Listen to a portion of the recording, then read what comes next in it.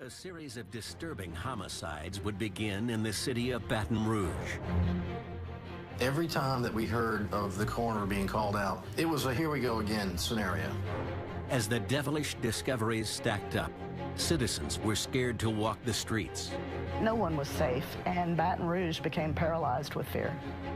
The hunt was on for a predator with a twisted desire for a grotesque brand of bloodshed. Both of her hands had been severed and removed at the wrist. But what was driving the mind of this most unlikely monster? They said, don't you know, you're living with a serial killer. And was he born to kill? I'm a homicidal maniac. This program contains graphic material, including offensive language. Viewer discretion is advised. Louisiana is a state celebrated for its southern hospitality. And the city of Baton Rouge is certainly no exception. Down here, you walk past somebody that you've never seen in your life and you'll say, hey, how you doing? How's it going? That's kind of the way that we are in the South. However, a warm welcome isn't felt in every part of town. The difference between North Baton Rouge and downtown and South Baton Rouge are night and day. North Baton Rouge at that time and even now is a very dangerous place. Women who live high-risk lifestyles walk up and down the streets freely. Drugs flow rampantly throughout that whole area, and murder is a common occurrence.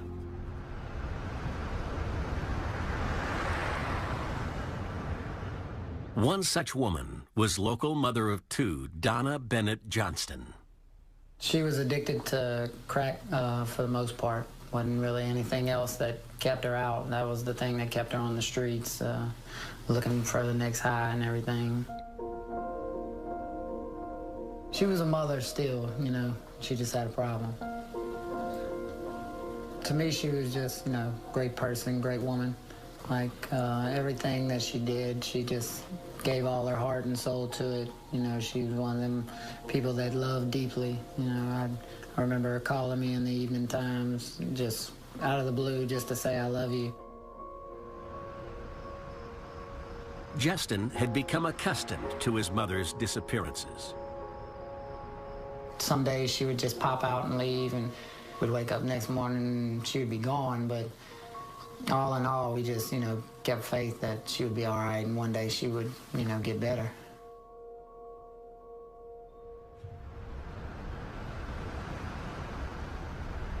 But in 2004, a chilling discovery was made. Two residents were out looking for their lost dog on Ben-Hur Road between Nicholson and Burbank this morning when they spotted what looked like the body of a woman lying in the drainage ditch on the south side of the bridge. Cause of death? Strangulation. Well, I think it was a Friday. Me and my little brother, it was probably about 2 o'clock. We had just got to the basketball gym. We were in the middle of a game, playing, and I hear my phone ring. It was my father's ringtone. And I knew something was wrong. That's when he told me they found your mama dead this morning. All the sound in the room disappeared. I mean, there's nothing that compares to hearing those words.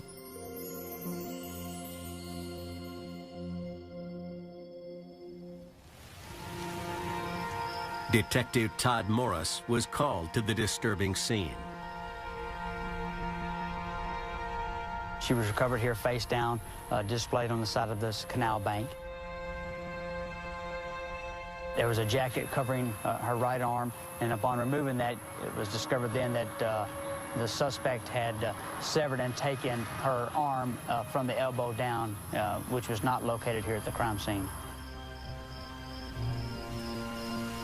There was also on her right thigh a approximately 3 by 3 inch square area that had been removed and had been taken by the suspect.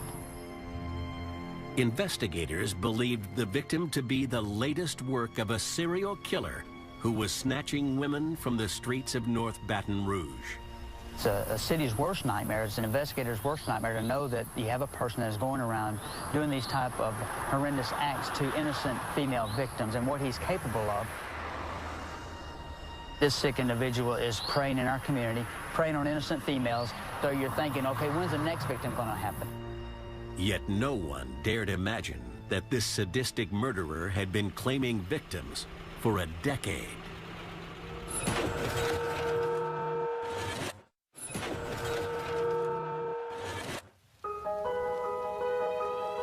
In 2004, the Louisiana capital, Baton Rouge, was overwhelmed by a series of sadistic murders. Yet this unusual story had begun 10 years earlier in seemingly insignificant circumstances. In March of 1994, Terry Lemoyne, a Baton Rouge native, would be introduced to a man who would change her life. I was a manager at a convenience store, and I liked working the night shift. One of my best friends comes in one night and tells me, "I've met this person that you just have to meet." And she introduced me to Sean. The feeling I got from him was more like a nerdy little guy, and safe, because he just had the look of someone who had just walked off of a college campus. You know, somebody who would be playing with the neighbors' kids.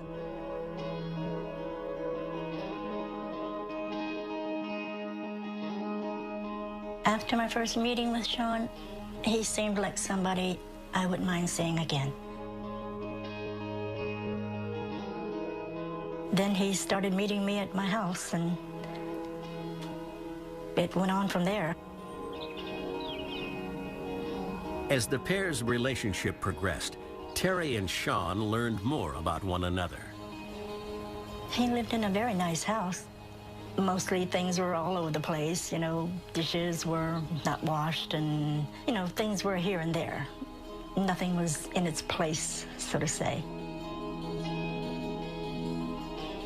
We were getting along so well together that there was just only one more test that he had to pass as far as I was concerned. And that was he safe enough to live the rest of my life with? I started a fight one night and slapped him on purpose to see what his reaction would be. And he stomped his foot and said, "Boys aren't supposed to hit girls, and girls aren't supposed to hit boys. That's just the way it's supposed to be." And so I figured I'm safe. However, Terry had not learned everything there was to know about Sean. Located just across the street from the convenience store was St. James Place, a retirement home for the elderly. One of the residents was 82-year-old Ann Bryan. She was a sweet, sweet lady. She had a loving family. She had spent her life being respected by those who knew her. On the evening of March 20th, Ann expected a visit from her nurse for a regular checkup. The exterior door that led to her apartment had been left unlocked, and Ann had left her door slightly ajar so that the nurses could give her her medication. Upon arriving at Ann's room in the early hours of the next morning, the nurses encountered an atrocious scene. Her body was discovered the next morning by some workers at the retirement home. This was an 82-year-old woman who had been brutally, brutally attacked, and the things that had been done to her were unbelievable. Police had no clue as to what any motive would be or why anybody would want her dead. It was a mystery at that time. Even for a seasoned police officer to see a crime of that sort of violence and that heinous, you can look at those guys and know something really bad happened here. Just the thought of who would do something like this to a woman like Ann Bryan had police mystified.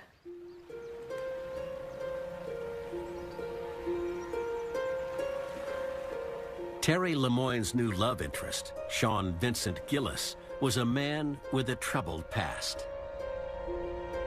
His difficulties began with a traumatic incident involving his father, Norman, and his mother, Yvonne. Norman got drunk, and Yvonne came into the house, and Norman had a gun to her young son's head and threatened to kill Yvonne and to kill Sean. Norman was taken away from the family and put into a mental institution. Sean's father was a troubled man. He certainly drank a lot. He experimented with some medication and stuff, and that created a lot of difficulties in his life. In high school, the young Sean was mentored by his teacher, Robert Bum. I started here in the 70s, and I taught here for 30 years. I met Sean, basically liked him. He wasn't super popular. He probably was a fringe kid a little bit because he didn't play sports and wasn't elected to any offices. But he was a good kid to have in class because he did his work, didn't cause any trouble at all, never. Despite outward appearances, Robert believed Sean was far from a happy child. Most of the kids that went to that school, their parents showed up for everything, and his parents never came. He absolutely had to take care of himself because I don't remember him ever having anybody at home that he mentioned that was waiting for him. I think, you know, when a kid is kind of has a family like he had, because it brought out a lot of anger and low self-worth, wasn't any question about it.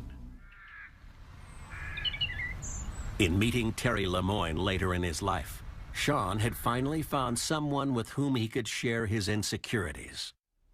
What they saw in each other was someone who could provide what they each needed. And so they fit very perfectly like that. Yet Sean still had vices that he would try to hide from Terry. Sean was an avid pornography person. I would catch him now and then. That had a pretty big impact on our relationship.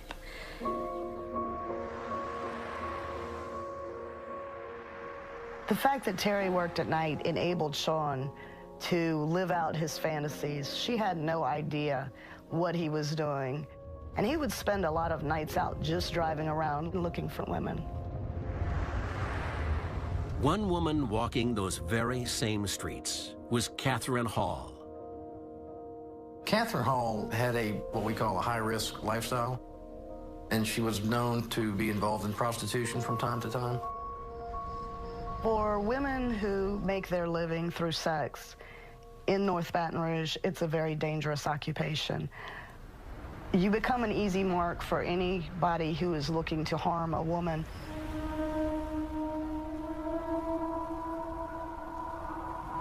On the night of January 4th, 1999, the risks associated with Catherine's lifestyle would prove too great to overcome. Miss Hall was found at the end of a dead-end street, and she had severe post-mortem mutilation of her body. And she was placed under a sign that said dead end. It was obvious to police that this was no typical murder. The number of stab wounds, the viciousness with which she was attacked, all indicated that the person who had done this was full of rage toward women. As investigators arrived at the scene, they were struck by the brash display lying before them. Her body, was displayed, in a manner which to be found. It wasn't discreetly hidden. And she had, a substantial amount of post-mortem cuttings to her body, as well as ligature marks. Authorities had reached a dead end of their own. The only evidence they were able to recover was found across town and offered little encouragement. The only real clues police had were her jacket and her personal items, but there were no fingerprints found. There were no forensics to indicate at that time who had killed this woman. Regardless, detectives were well aware that this was a sign of a homicidal maniac. A crime scene would indicate to me that it would not be the person's most likely first homicide, and it probably wouldn't be the last.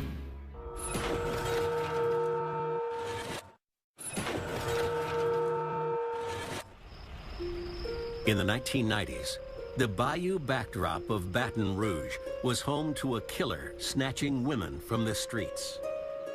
The publicly displayed remains of Catherine Hall put detectives on high alert. But as authorities began to chase down leads, they soon found they led nowhere.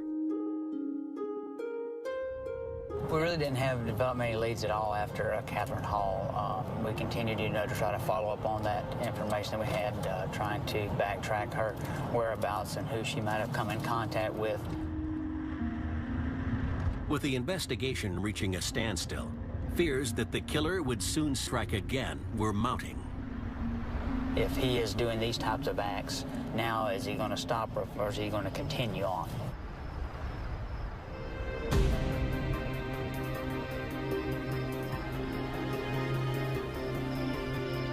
Meanwhile, the cracks that had begun to appear in the relationship between Terry Lemoyne and Sean Vincent Gillis were beginning to widen. He would come home at 5 in the evening, and I would be just going to sleep to go to work at 11 at night, because I worked from 11 to 6 in the morning. So we didn't see each other too much. I would go to bed, and there were times when I would get up and find him gone and ask where he had been, and he couldn't give me an answer. Naturally, you think the worst. I'm thinking, who's the other woman you're going to see? Sean's behavior would continue to arouse suspicion. One morning, when he picked me up, there was a horrible smell in the car, and I asked him what on earth was that odor. And he told me he had hit an animal on the way to picking me up, and there was still blood on the car. And that's what the bad smell was. So I didn't think twice about it, and I said, well, please wash the car. And I got out of the car, came into the house, and went to bed. And he told me he was leaving to go wash the car, and nothing else was ever spoken about it. Sean also began to develop a fascination with computers, exploring the darkest corners of the internet. This is when internet was just beginning, and he was just mesmerized with a computer. What got him interested was his obsession with going to websites that featured the bodies of dead women. He became obsessed with these bodies. He saw them on a daily basis. One time he told me, come see these pictures. He said, this happened in Baton Rouge. And he showed me a write-up about a woman that had been found in a ditch. And that shocked me so much, I just told him, I don't want to see anymore. Aside from his online interests, Sean kept a small group of friends with whom he would fall in and out of touch. One such acquaintance was Johnny Mae Williams. He met her in the store where he worked. She would occasionally come over and clean his house. They got high together. They enjoyed each other's company. Johnny Mae was a very special person. She was known to all as a great cook. She would do her friends' and neighbors' hair. She was a loved woman. Johnny Mae's decision to go out onto the streets of North Baton Rouge in January of 2003 left her family anxious for her safety. 9 months after Johnny's disappearance, Todd Morris would be called to a crime scene with haunting echoes of the Catherine Hall case. I received a phone call. We had another victim in a remote part of our parish. This was in October of 2003. A young boy who was out riding in the woods near his home, and his dog disappeared, so he went looking for his dog, and instead, this young boy found her body. Upon examining the body, Detective Morris was confronted by a morbid revelation. Her remains were not covered up. She'd been there for some time. There was a jacket on near her right hand, and once you get up close and start examining her remains, you can see that both of her hands had been severed and removed at the wrist.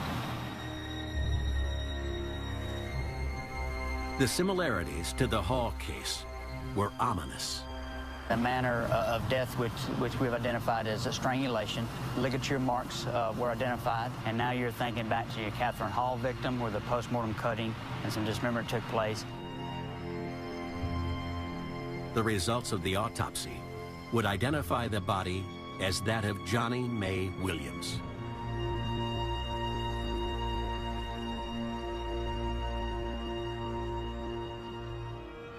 The thought that they were dealing with a deeply depraved killer put Todd Morris on edge. This type of signature raises grave concern for us, and obviously he is progressing what he may be doing with the body and taking the body parts with him. So we knew we had a very unique individual who we were trying to identify.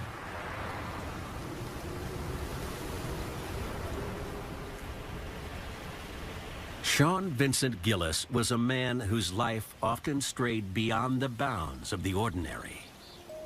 Well, he certainly had a very close bond with his mother. She was a woman who wound up in a very difficult situation, and she worked very, very hard to try and do everything she could to provide for Sean in a way that was best for Sean. In 1992, Yvonne Gillis would leave town to pursue her career, leaving the house to her now 29-year-old son. At the time, he was very angry that his mother had left him. He felt abandoned, and he really did not have the coping skills to deal with life on his own. Neighbors reported hearing him outside banging on garbage cans in the middle of the night, howling at the moon. So he had a difficult time when she left, but it also presented him an opportunity to do what he wanted. That's when he began to really spend a lot of time on his computer, delving into the darker side of life that fascinated him so much. 12 years after Sean's mother's departure, Baton Rouge was in the midst of a string of horrific murders. The latest body discovered just a few blocks from the Gillis house. Donna Bennett Johnston was found missing an arm and dumped in a drainage ditch. The discovery plunged the city into a state of shock. Donna Bennett Johnston was a brutal crime scene. This program contains graphic material, including offensive language. Viewer discretion is advised. You could tell that whoever had committed this crime had done it in fury. People began locking their doors, locking their windows. Women began taking self-defense classes. There was such a range between the types of women that were killed that no one was safe, and Baton Rouge became paralyzed with fear. While the Catherine Hall and Johnny May Williams cases had gone cold, investigators were encouraged by the evidence available at the Johnston crime scene. It looks like a vehicle had backed up to that location and perhaps backed into the area, and maybe she was in the vehicle and then dragged and thrown into the canal. And that vehicle left tire mark impressions on the ground. We obtained the list of the people who had purchased that particular tire. Then another breakthrough. DNA evidence retrieved from the body of Donna Johnston matched the profile found on the other victims. We had his DNA profile on 3 of our victims. And now we have a tire track that we've identified that's left at a crime scene. Detectives now believed it was merely a matter of time before they would get their man. There was some excitement among the task force members, knowing that we were linking these crimes together. So, you know, we knew we were headed in the right direction.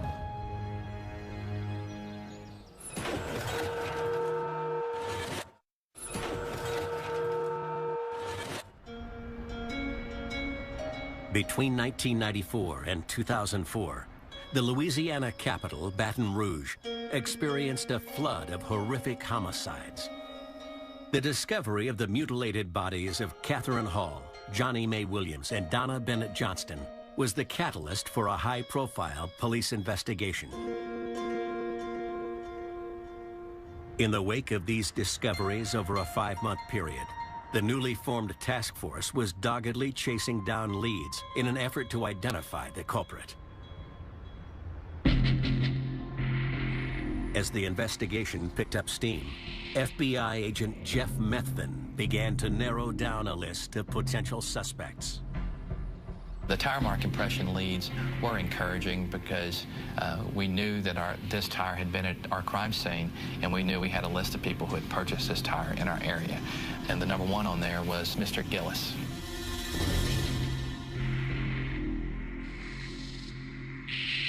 One morning, after I'd gotten home from work, 2 detectives showed up at the door and wanted to speak with Sean.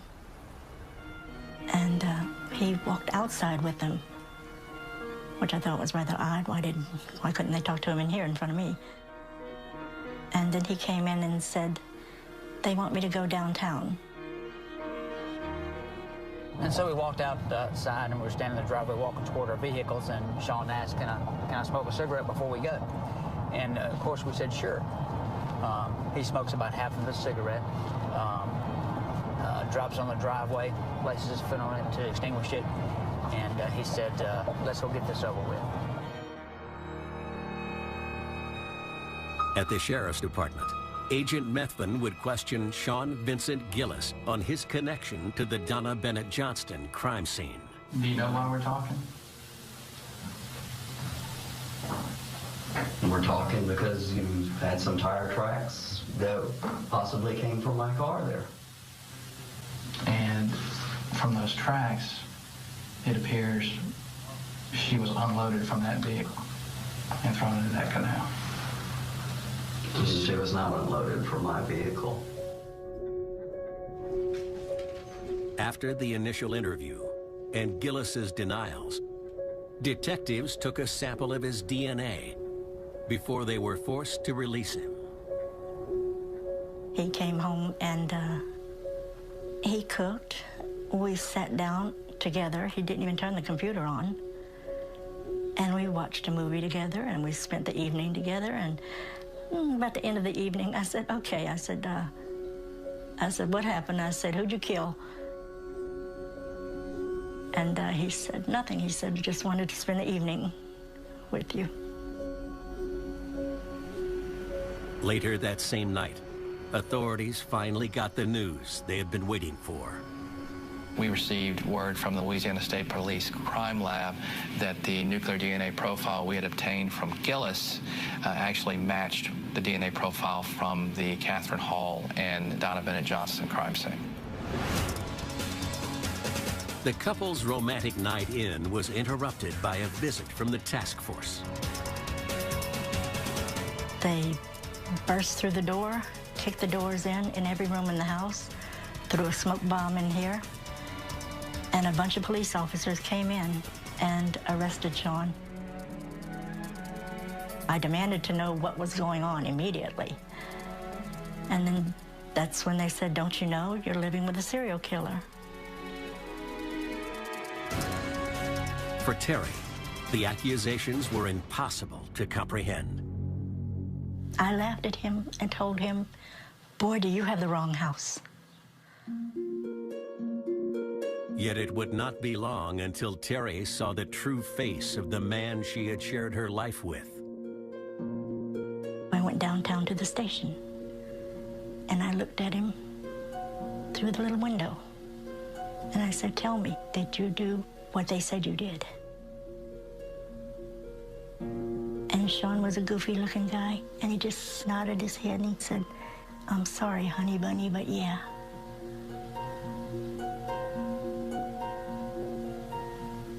And my whole world just ended.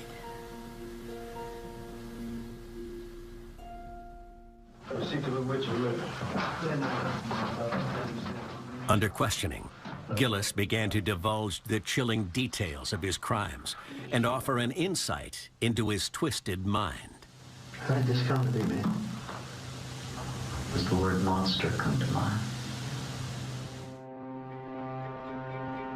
The ligature marks found on his victims would also be explained. Donna had some type of, on her neck or something. What was it? Big nylon tie lock. Demonstration? Okay. That's simple. Mr. Gillis told us that he had a name for the zip ties that he used to commit his homicides. Objectification is exactly how I look at it. I call my weapon that sometimes, the objectifier. Because it would turn them from a woman to the object that I would then deal with. His primary goal was to kill the victim as soon as possible, because it was not the act of killing that he was interested in. I'm talking about manipulating dead bodies. It's an interesting term you used. That's exactly the way I looked at it. And would it surprise you that the control of another being's limbs is a part of it? In almost every case where the sexual murderer engaged in necrophilia, they also had a partner. Necrophilia is basically just another deviant sexual arousal pattern. This was arousing to him. This was really erotic to him. And if he wasn't apprehended, it would have continued. Shockingly, the true depths of Gillis's depravity would be revealed when he confessed to further murders, including that of Ann Bryan in 1994. Mr. Gillis had started confessing to the crimes that we were looking at him for, and throughout the following week or so, he started confessing to other crimes. Tell me an approximate number. 4, 5, 6, 7. It was not surprising to me. I anticipate there would probably be more than what he told us about. I honestly don't count. I don't count coup. I don't. Sean Vincent Gillis would go on to admit to the unsolved slayings of 4 more women, shockingly bringing his total number of victims to 8. Gillis's confession would also explain the truth behind the smell that overwhelmed his car when he picked Terry up from work one morning. It wasn't until he was arrested that I found out that one of his victims was in the trunk of the car. That car still sits in my yard. I don't drive, so it still just sits there. I guess that's one of the few times Terry did get to ride with the body in the car. Without knowing it, I mean, because she was, the woman had just been dead, you know, a few hours earlier. The acts that Gillis confessed to performing prior to disposing of her body were all the more horrifying. She had beautiful legs. It's one thing that I recalled about her. And I wanted to keep those legs. Huh? I used a sharp knife to cut. I remember trying to get her arm off as well. The dismemberment, unfortunately, did occur at my house, on my kitchen floor. I don't know how much blood y'all found, but I cleaned and cleaned and cleaned that place. Although Sean Vincent Gillis had finally been apprehended, the question of what drove him to such unspeakable violence still loomed large.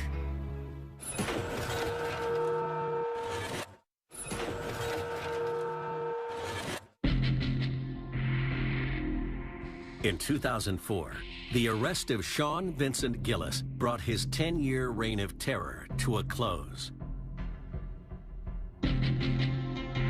With Gillis having confessed to the murders of 8 women, investigators began looking for insight into the mind of a man capable of truly monstrous acts. Defense attorney Kerry Cuccia recalls his client as someone seemingly at odds with himself. There certainly are 2 different Sean Gillises, and 2 different Sean Gillises were revealed through the course of our investigation. I think that's the nature of the great story of Dr. Jekyll and Mr. Hyde. You know, how could the wonderful Dr. Jekyll become the horrendous Mr. Hyde? Terry Lemoyne was forced to reflect on a man she realized she never truly knew. I had somebody that was going to be there, someone safe, someone lovable. And he turned into someone I didn't know. Never think you know everything about anybody. Ever.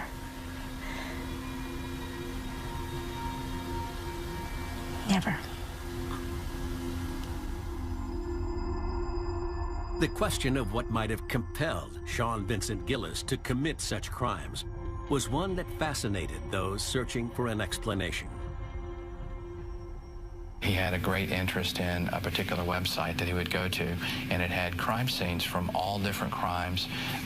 Bodies would be laying there, and the police tape would be up and things like that. So in retrospect, I don't think he was more enjoying it just to do it as he was feeding some type of desire that he had to have his own crime scene.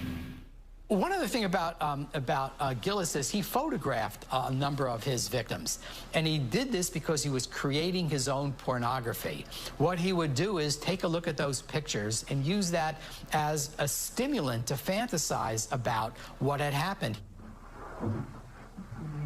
Gillis himself would claim his twisted and violent perversions had been evident for some time. I tried to kill my cousin once to feel her breasts up. How old were you? Oh, we were about 12, 13. What about funeral homes? Funeral homes. This will go back to the childhood. I spent a lot of time, and my grandmother had a funeral home right across the street. And then my cousin, I mean, we would do morbid things like sleep in the coffins. A lot of people can't believe that, but we would do it. The number of individuals that harbor these very perverse, sadistic fantasies is much, much larger than the small number of people who actually act them out. The individual who acts out and begins a series of murders has harbored these fantasies for 15, 20 years.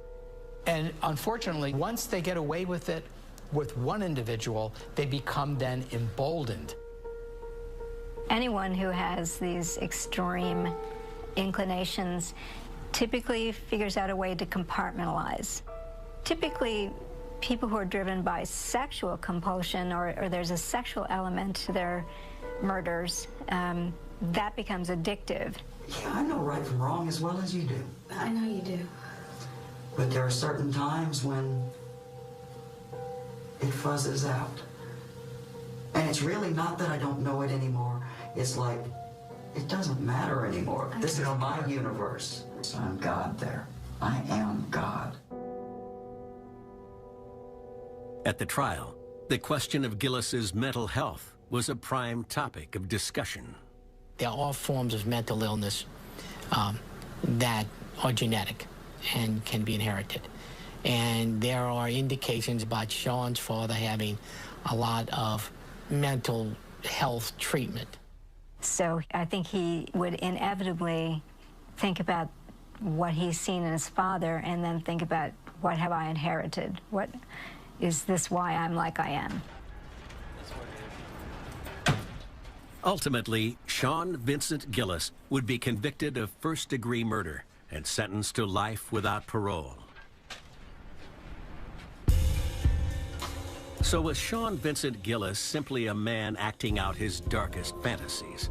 Or was his killer compulsion hardwired? I don't believe that Sean Gillis was a natural-born killer. I believe that he had some kind of psychosis inherited from his father, and I believe that that combined later in life with the obsession that he developed for the bodies of dead women compelled him to find some of his own. That makes him pretty unique as far as serial killers go. I don't think Gillis was a born killer, but in my view, there's a very strong neurobiological component. He probably doesn't understand why he did it at every level, but he knows very well that he did it because it was sexually stimulating.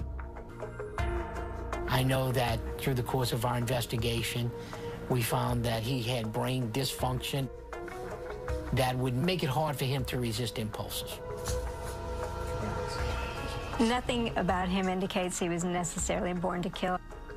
I think he conditioned himself into becoming a killer, developing a arousal to extreme types of treatment of women that involve violations and death. I tell my kids all the time, you know, as they're growing up and they're learning about life, that there are dragons to slay, and Mr. Gillis is an example of that. Whether or not he was made or nurtured to be what he is, the end result is he was a dragon and we needed to stop him. During his interrogation, Gillis would offer his own opinion on the nature or nurture debate. At one point I could control it. It's beyond my control at the moment. I'm a homicidal maniac. I don't mean to be. Although Justin Bennett lost his mother in the worst possible circumstances, he has found peace of mind. The way I feel now, I honestly have forgiven what he's done. That's his life, his burden, and I can't let it eat me up inside forever. This program contains graphic material, including offensive language. Viewer discretion is advised.